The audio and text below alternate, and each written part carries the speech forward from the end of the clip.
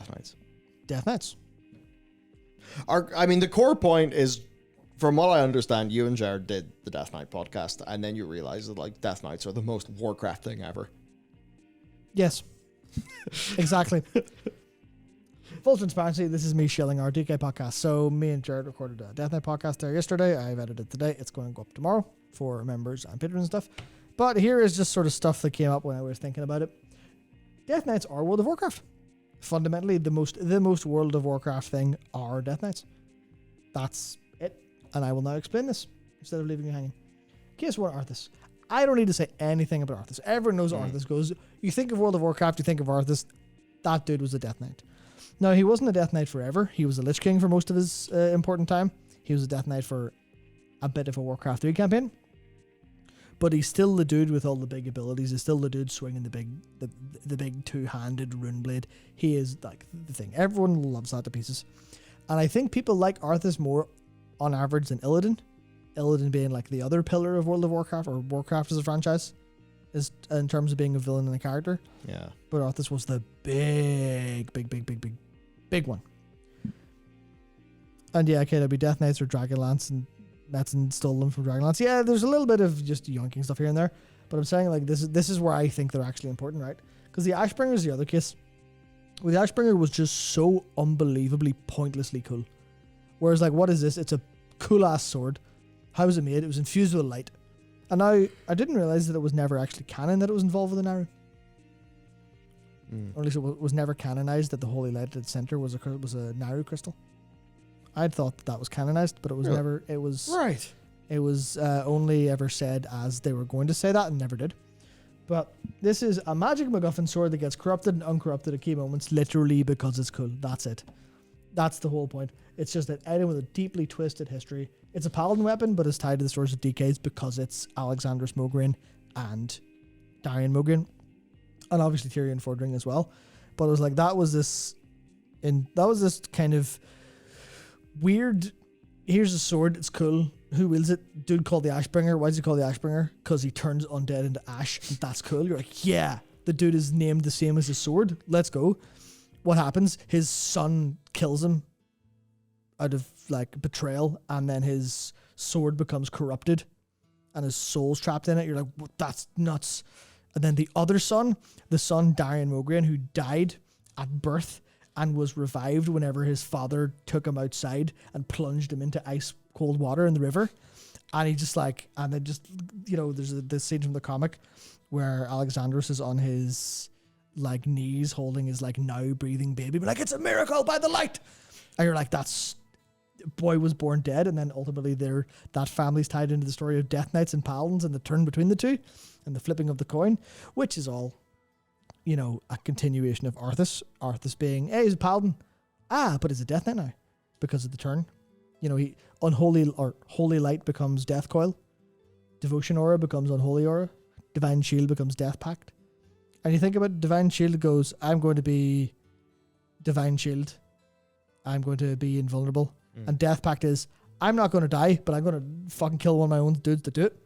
The two ults from Warcraft 3, there's just, I can't remember what it was called for DKs, but the Paladin one was, you resurrect your allies.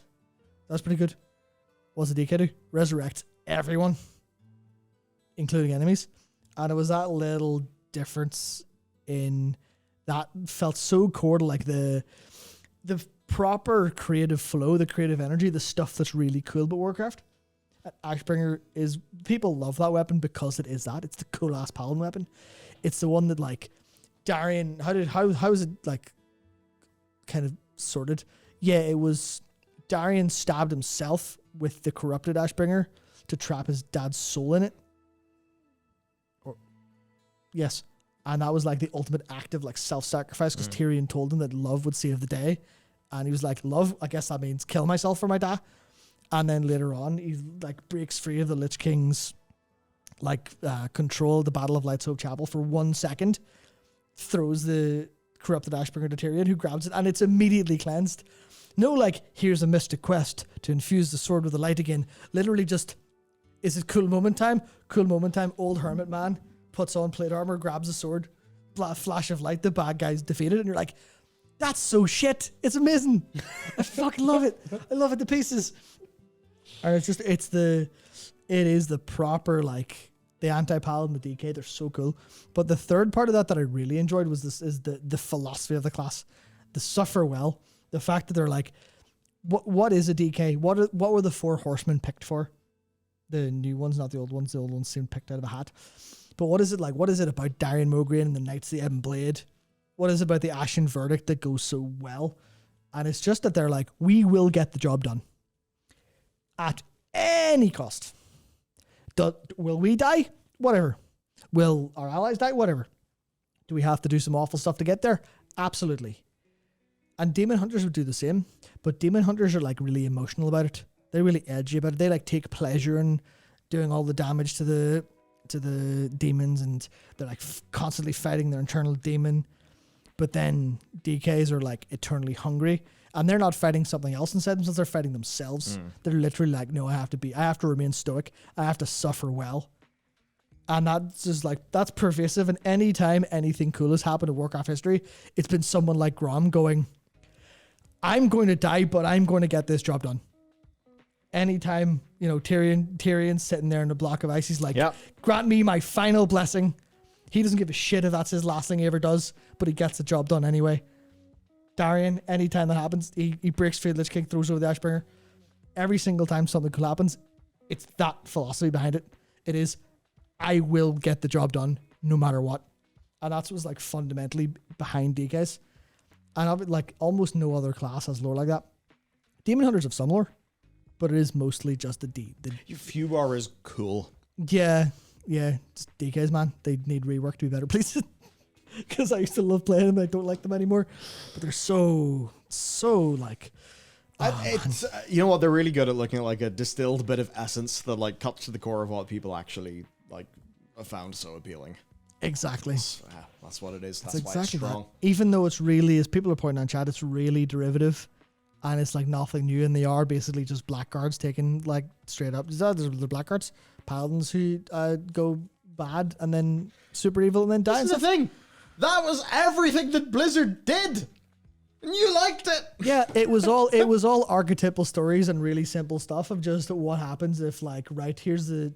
What are you going to do? We're going to get the job done. Yeah, it was I'm going to save my people by killing the demon that corrupted them. It was big. It was simple. It had a little bit of its own twist. It happened in its own world that drew, that, but across so many different fields together into one place. And yeah, that's why people liked it.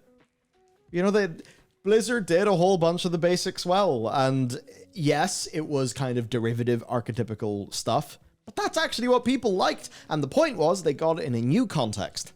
And in a game world where it was all there. Yeah. And whenever I talk about like, big Mets and cool thing, it's that. Exactly. It's like, is any of this Shadowlands lore with all of its stupid intricacies and, the sigils? The sigils. Yeah. Because sometimes I'm like just thinking about this stuff and like almost as if the divine visions are thrown upon me. I just have ideas like that would be so cool. God damn it. And it's never going to happen. But Jared and I were talking about like what role will DKs have in the future? Because they had a pretty important role in Wrath of the Lich King. Obviously they were introduced. The Battle for Light's Hope happened, all the stuff for the Scarlet Enclave. You got to play that amazing like opening quest zone. But you're like, well, where do they go now? Because they had a part to play in Legion. And they probably should have had a bigger part to play in Shadowlands, but that expansion was a fucking nightmare and ruined any hint of DK-ness and Bolvar and wrecked that whole thing forever, and the Ebon Blade were useless the whole time. And then they got to put a new organization together and they went to fucking Korthia of all places. Excellent, fantastic. But we're thinking, how did they ever make a return back in the story whatsoever? And to me, it's actually fairly simple because they're the counterpart to Paladins, right? Mm. And the other counterpart to Paladins is Light and Void. Like, because they've been putting Light and Void against each other in Legion there, like they did with, like Turalian and Ilaria, Zera, and the Locust Walker and all that stuff. So, and obviously everything else. But I was sitting there going, how does that work? How do you bring the Ebon Blade back in a way that makes sense? And I figured out, what if because the paladins are all holier than thou, and they like to use the light, and they need the light to get stuff done. Death Knights are more self-contained. So I was like, man, just have a load of paladins, fight against the void, but light and void, like void's a pretty good enemy against the light, but void is terrified of death because it knows death is death, which is just everything's gone. And that was the whole thing they set up in Shadowlands of void being afraid of that. So then you just have an amazingly cool moment where there's like a legion of paladins. Maybe it's a silver hand reformed properly. Maybe it's some new legion. Maybe it's led by, maybe even Terralia ends up leading them in some weird kind of flip around fashion.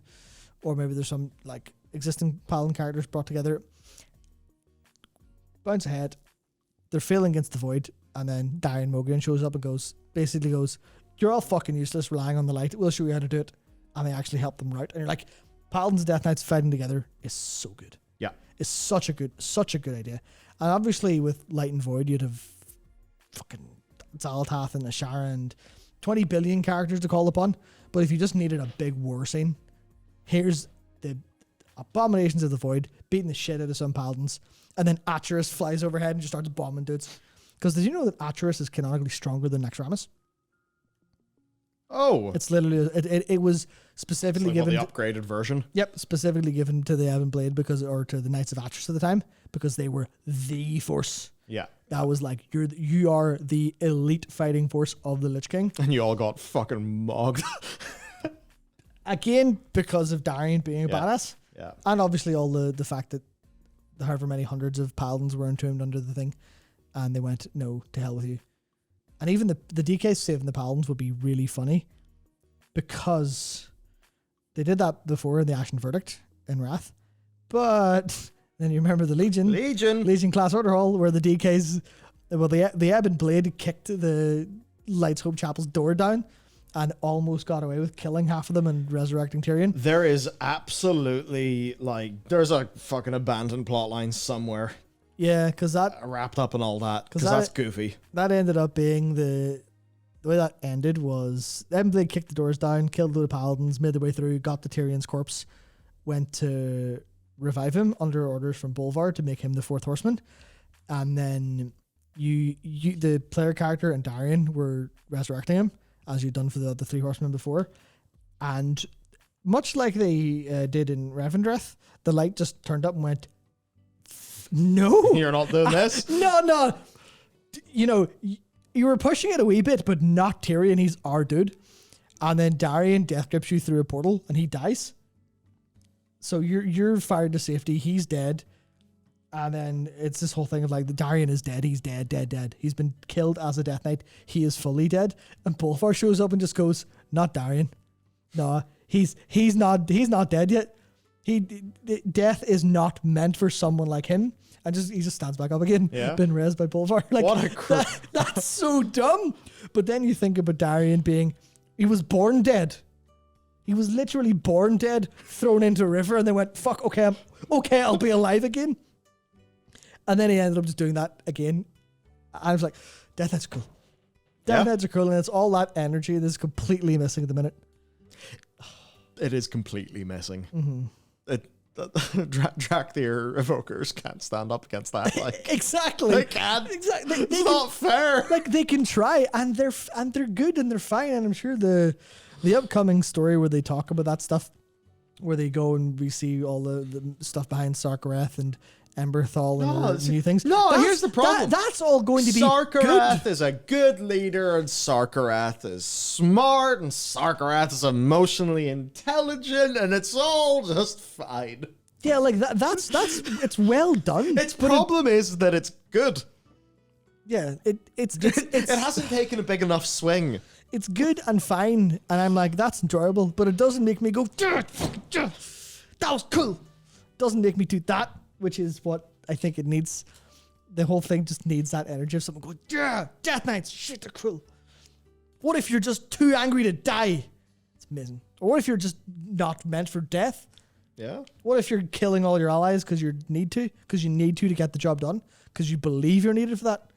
Because even the whole rationale behind the four horsemen that Bolvar rose was literally Bolvar going, I need 4 people who will not listen to me. And I was like, that sounds completely insane. But as the short story we ride forth goes through, ultimately he ended up like pulling all the Scourge back to Northrend because he knew Sylvanas was coming for him. And he made the horsemen, and he picked 4 people specifically who would tell him to go fuck himself because they were that determined and that independent and would be able to like resist the helm's power if needed. And then he acted really weird about them. They got super suspicious, showed up at Icecrown, ready to kill him, going, we don't like what he's up to, we're going to have to kill him. And then they realize when they see Sylvanas and Bolvar fighting that Bolvar had planned that. And what was supposed to happen was he knew Sylvanas and him were going to fight. He didn't know who was going to win. And he would have his 4 horsemen there to kill whoever became the Lich King. Ah. Because that was ultimately the point of the 4 horsemen were to kill the master. Why did that not happen? Because Sylvanas broke the helm instead of wearing it. So the 4 horsemen were just like... The 4 horsemen just went, never mind, goodbye. like, that's the wrong colour. We can't deal with magic like that. Yeah.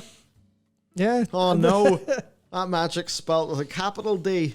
That's above my pay grade. Yeah, so I don't know if the story changed at some point there or that was just something they did for the crack, but like that, TKs are cool. And they destroyed it all with Shadowlands. Assholes.